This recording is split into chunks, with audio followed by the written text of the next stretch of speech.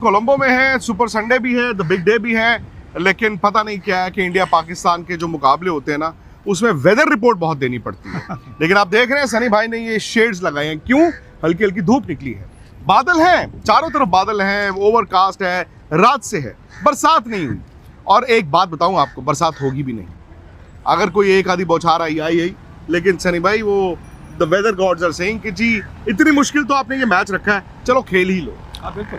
देखिए मुझे नहीं लगता यहाँ पे भी जब बरसात होती है तो ऐसी बरसात नहीं कि वो जो 1-2 घंटे के लिए लगातार रहती है, तो थोड़ी देर के लिए शावर आकर निकल जाती है। और यहाँ पे तो जो आउटफील्ड्स है वो बड़े जल्दी सूख जाते हैं, बड़े जल्दी ड्राई हो जाते हैं, तो उससे कोई दिक्कत नहीं होगी। मुझे नहीं लगता कि मैच में कोई फ़र्क होगा। मतलब ये तो 40 ओवर की मैच होगी। पाकिस्तान का एक मेंटल ब्लॉक था सनी भाई, वो दिखता भी है पिछले कई साल से, क्योंकि कुछ क्लोज मैचेस आए, वो मैच को कन्वर्ट नहीं कर पाए। शायद टेबल्स हैव टर्न, लेकिन क्या वो मेंटल ब्लॉक ही उनकी एक दिक्कत है, या फिर स्किल वाइज भी इंडिया उनसे आगे? दोनों मेंटल ब्लॉक तो है, ज़रूर है, क्योंकि इतने पिछले मैचेस में भारतीय टीम ने जीत हासिल की है, कठिन परिस्थितियों से भी निकलकर जीत हासिल की है, तो वो मेंटल ब्लॉक तो ज़रूर है।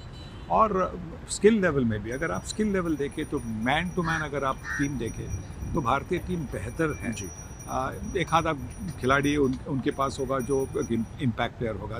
2 खिलाड़ी है मेरे ख्याल से, एक नसीम शाह और साहिबजादा फराज। और हमारे पास अगर भारतीय टीम के पास देखें तो शुरुआत में ईशान किशन, अभिषेक शर्मा, सूर्य कुमार यादव, तिलक वर्मा, हार्दिक पांड्या, अक्षर पटेल, वरुण चक्रवर्ती, जसप्रीत बुमराह, इतने सारे गेम चेंजर्स, इतने सारे इम्पैक्ट प्लेयर्स हैं। तो मुझे लगता है कि यही इसी की वजह से तो भारतीय टीम के पास ये जो काबिलियत है कि कठिन परिस्थिति में से 2 दिन पहले हमने देखा यूएसए के खिलाफ भारतीय टीम पहले 6 ओवर में 3 या 4 विकेटें गई थी, फिर भी रिकवर करके 180-170 तक पहुँची।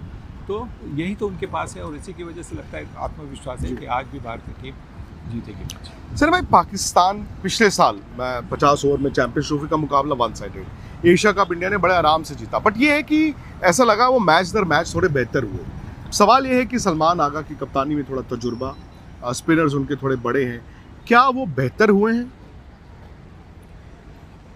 देखिए अनुभव के साथ वो शायद थोड़े से बेहतर हुए।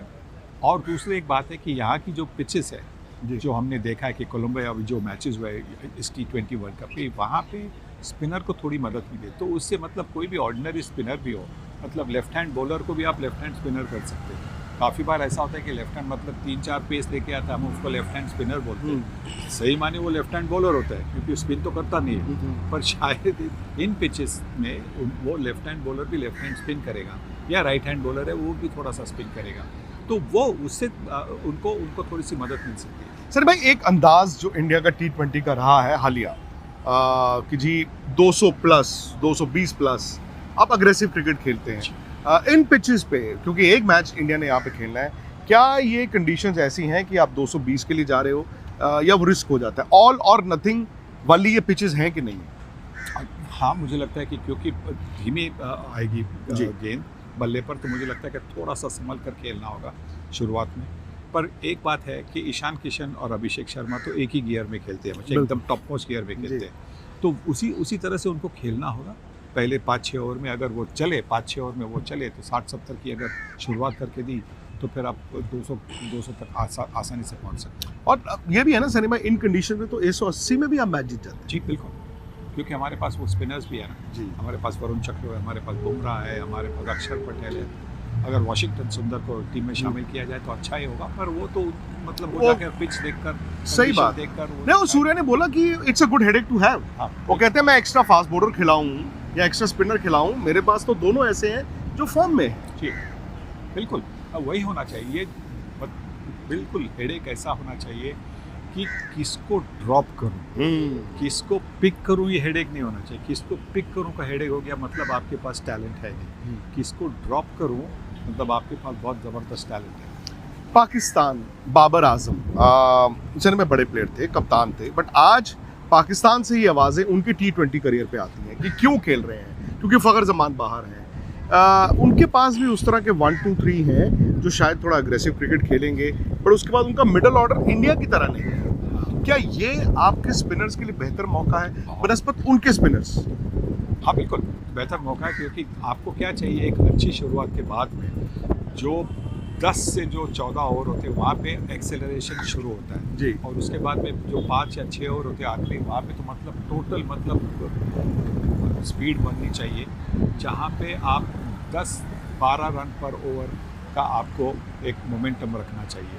तो वो शायद पाकिस्तान टीम के मिडिल ऑर्डर के पास है नहीं, शायद ओपनिंग आज शायद ज़्यादा फरहान के पास है, पर वो है नहीं, और इसी की वजह से शुरुआत भी अगर अच्छी मिली उनको तो भारतीय स्पिनर, भारतीय बॉलर उनको रोक सकते हैं। सर मैं एक ज़माना था, वो आपके ज़माने से भी लोग कहते थे Indian batting versus Pakistani bowling, बताना नहीं पड़ता था कि पाकिस्तानी बॉलिंग का मतलब था फास्ट बॉलिंग। आज जब आप कह रहे हैं Indian batting versus Pakistan bowling, उसे फास्ट बॉलिंग नहीं स्पिन बॉलिंग आ गया। सो मच सो कि वहाँ के जो पुराने लेजेंड्स हैं वो कह रहे हैं पिच में घास छोड़ दिया, पिच में चिप लग गया, वो लग गया।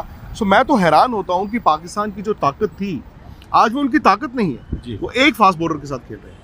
क्योंकि देखिए सर्कमस्टेंसेस भी है ना, अगर श्रीलंका के पिचेस फास्ट बॉलिंग को सूट नहीं करती है जी। और स्पिनर को ज़्यादा मदद दे रही है, तो फिर वो कॉम्बिनेशन उसी की वजह से बनता है। तो शायद उसी की वजह से बन गया होगा, और शायद उनके पास वो 2 फास्ट बॉलर भी नहीं होंगे। एक शाहीन शाह अफरीदी है, नसीम शाह मुझे लगता है कि एक अच्छा खिलाड़ी है, क्योंकि ना सिर्फ नया गेंद अच्छी तरह से बॉलिंग करता है, पर नंबर 9 पर आकर बड़े लंबे छक्के भी मार सकता सही है। बात। तो सर जी सॉरी, तो मुझे लगता है कि हाँ आज शायद स्पिनर ज़्यादा है उनके पास, पर मुझे लगता है इस कोलंबो की पिच है उसी की वजह से। सर मैं लास्ट सवाल ये कि बात तो ऑब्वियसली इंडिया पाकिस्तान होती है तो ये बात की जाती है कड़ा मुकाबला होगा, मुकाबला 2 शेरों के बीच है, मुझे नहीं पता, बट मैं आपसे एक तो ये जानना चाहता हूँ कि आप किसको कितने परसेंटेज दे रहे हैं। दूसरा, अगर वर्स्ट कम्स टू वर्स्ट हम इंडिया की हार देखनी पड़ गई तो वो क्या वजह हो सकती है जहाँ पे आपको लगता है कि यार इंडिया यहाँ पे चुक गया? देखिए मुझे तो बिल्कुल असंभव लगता है कि भारतीय टीम हार सकती है। परसेंटेज की बात करें तो ये T20 का खेल है, इसीलिए मैं ज़्यादा परसेंटेज की बात नहीं करूँगा, पर ये कहूँगा कि मुझे लगता है कि 70% भारतीय टीम फेवरेट है। 30% कुछ हो सकता है, कुछ अगर जादू चल गई पाकिस्तान की बैटिंग पावर प्ले में या बॉलिंग पावर में तो कुछ दिक्कत हो सकती है, पर मुझे नहीं लगता। जिस तरह से बैटिंग की डेप्थ है भारतीय टीम के पास, बॉलिंग की ऑप्शंस है, मुझे लगता है जो भी कठिन परिस्थिति हो वहाँ से भारतीय टीम को बाहर निकलने की क्षमता है। चलिए जी, ऑन दैट नोट एक बार फिर आपको बता दें मौसम साफ है, घबराओ मत, अपना टीवी खोल लीजिए, आज तक पर कवरेज चलती रहेगी, स्पोर्ट्स तक पर भी चलती रहेगी। मैच से पहले, मैच के दरमियान और मैच के बाद सनी भाई हमारे साथ एक बार फिर होंगे। फिलहाल इजाजत दीजिए। स्पोर्ट्स तक पर आपको न सिर्फ खबरें मिलेंगी बल्कि आपका ओपिनियन भी मैटर करता है। यह आप ही का मंच है, आइए बताइए भारतीय क्रिकेट टीम से आप क्या उम्मीद करते हैं। रहिए स्पोर्ट्स तक के साथ, सब्सक्राइब कीजिए स्पोर्ट्स तक को यूट्यूब और फेसबुक पर।